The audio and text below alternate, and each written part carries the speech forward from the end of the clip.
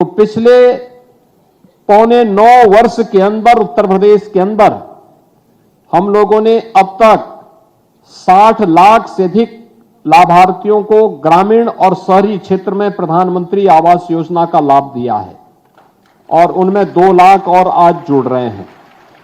यानी अब यह 62 लाख की स्थिति में पहुंच चुका है। याद करिए, 62 लाख परिवार आजादी के बाद पहली बार, ये 62 लाख परिवार आजादी के बाद पहली बार अपने स्वयं के आवास की सुविधा को प्राप्त कर रहे हैं। और इसका श्रेय अगर जाता है तो प्रधानमंत्री मोदी जी के विजन को जाता है, उनके नेतृत्व को जाता है। ग्रामीण क्षेत्र में आवास के लिए पूरा पैसा प्राप्त हो, यह पहली बार हुआ। और शहरी क्षेत्र में भी आवास की सुविधा मिली, यह पहली बार हुआ और वह भी 2.5 लाख रुपए मिले, यह पहली बार हो रहा है। हम लोगों ने 2017 से लेकर के 2025 के बीच 17,66,000 शहरी निवासियों को एक आवास उपलब्ध कराया था और आज 2,09,421 लाभार्थियों को यह आवास की सुविधा उपलब्ध करवाई जा रही है।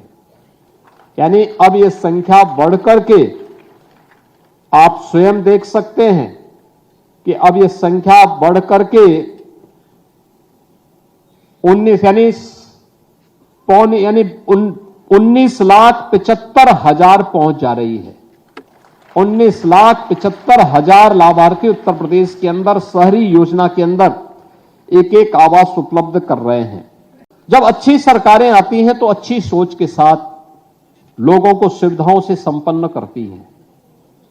शहरी क्षेत्र में सुविधाएं बढ़ी हैं, अच्छी सड़कें हुई हैं, स्वच्छ शहर बने हैं, पेयजल की सुविधा बढ़ी है,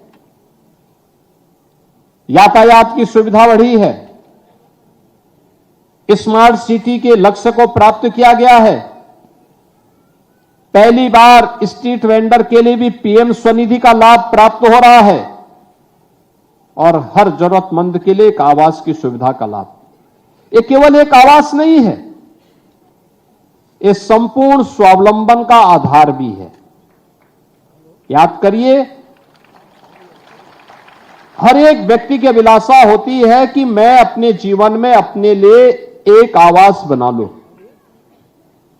हम बचपन में भी सुनते थे, रोटी, कपड़ा और मकान, यानी ये 3 आवश्यकता एक बुनियादी सुविधाओं के अंतर्गत हम बचपन से गिनते थे।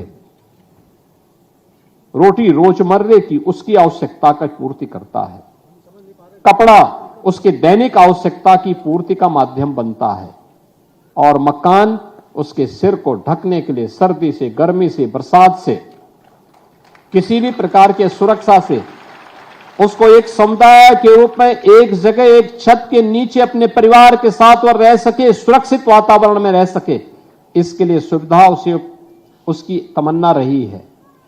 आप सोचिए, मोदी जी ने तीनों प्रकार की सुविधा उपलब्ध करवाई। रोटी के लिए हर गरीब के पास उसका राशन कार्ड, कपड़े के लिए उसे तमाम प्रकार की सुविधा देकर के मिशन रोजगार के अंतर्गत रोजगार के माध्यम से ये रोजगार अलग अलग तरीके से प्राप्त हो रहा है। स्ट्रीट वेंडर के लिए पीएम स्वनिधि योजना, परंपरागत कारीगरों के लिए, हस्तशिल्पियों के लिए पीएम विश्वकर्मा योजना,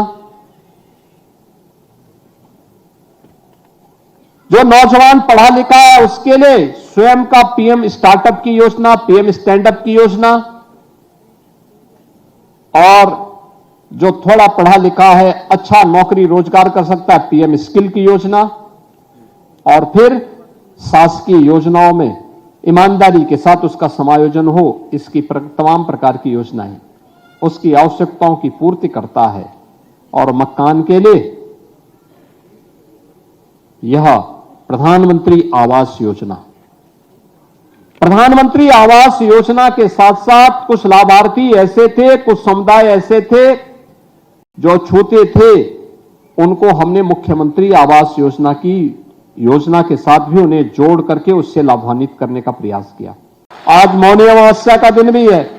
आप याद करिए, प्रयागराज में 4 करोड़ श्रद्धालु अब तक स्नान कर चुके हैं। मां गंगा, मां यमुना और मां सरस्वती की पावन त्रिवेणी में 4 करोड़ लोग स्नान कर चुके हैं। वहां अयोध्या जी में भीड़ थी, काशी में भीड़ थी, गढ़मुक्तेश्वर में भीड़ थी, बिठूर में भीड़ थी, और पवित्र स्थल पर भारी संख्या में लोग सर्दी की परवाह के बगैर, शीतलहरी की परवाह के बगैर स्नान का लाभ ले रहे हैं, पवित्र स्नान का लाभ ले रहे हैं। और यहां पर मोदी जी के द्वारा आपको आवास की सुविधा देकर के इस पर्व और त्योहार को और भी अच्छा बनाने का काम हुआ है।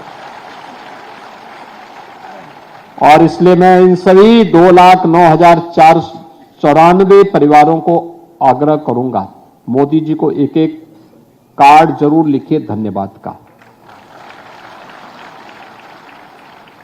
दूसरा, सभी अधिकारियों से मेरा यह आग्रह होगा, नगर विकास से जुड़े हुए जो भी नगर निकाय हैं, उन सभी नगर निकायों से कि नोडल अधिकारी तैनात करते हुए यह सुनिश्चित करें कि किसी भी लाभार्थी के साथ किसी भी स्तर पर चीटिंग न हो।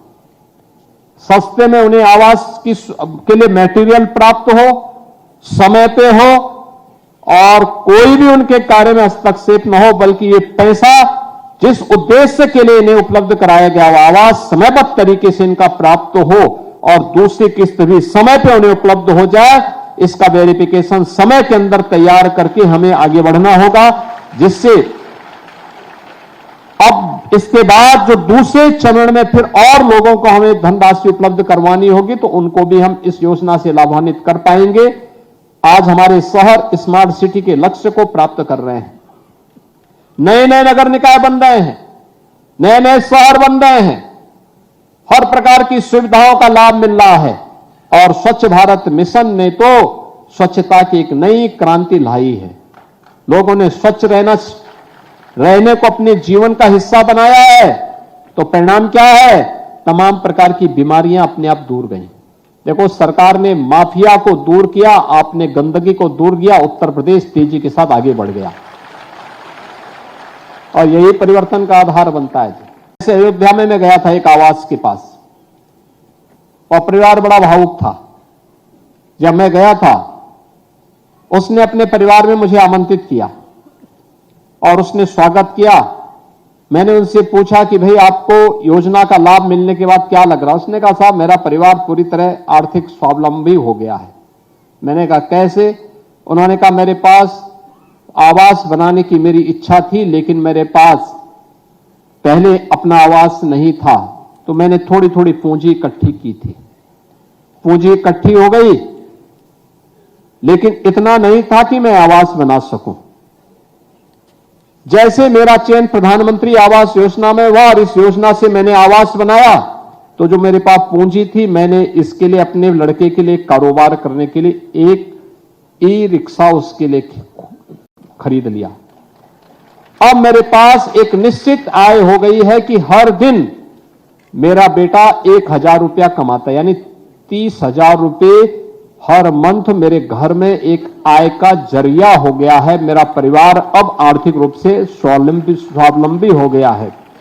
ये अयोध्या के एक अनुसूचित जाति के उस परिवार की कहानी है जो पहले दर दर की ठोकर भटकता था, अपना आवास नहीं था, लेकिन आज उसके पास अपना आवास है। आवास के साथ साथ आर्थिक स्वावलंबन का आधार भी बना है।